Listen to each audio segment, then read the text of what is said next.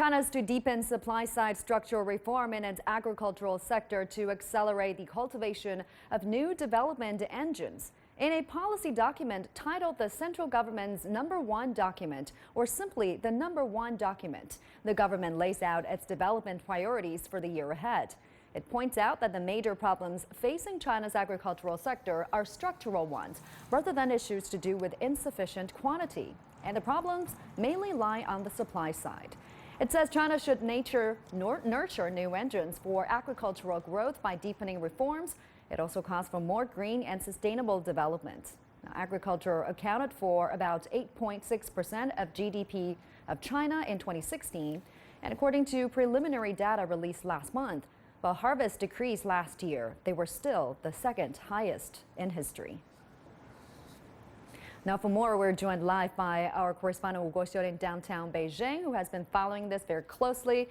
Guoxiu, good to see you there. This document attached much importance to supply-side reform yet again in agriculture last year, and it's done so again this year. Why is it still important?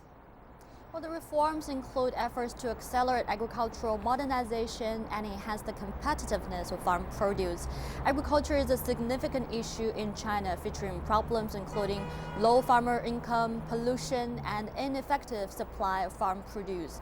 We see that policymakers have pinned high hopes on the reform to solve structural problems in the sector, as some agricultural products are oversupplied and others rely heavily on imports, while homegrown produce struggles to compete with foreign rivals. The oversupply of corn and shortage of soybean, for example, indicates an imbalance between supply and demand. And the Agricultural Ministry said that China's corn output was up 4.1% last year, despite a government-led drive to encourage farmers to grow soybeans instead of corn. And this is exactly where structural reform should come in.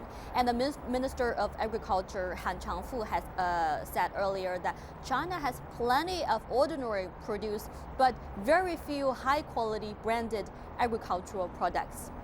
The State Council has issued guidelines on agricultural product processing industry last December, and the country pledges favorable taxation and financial policies for agricultural product processing companies to facilitate the sector's development.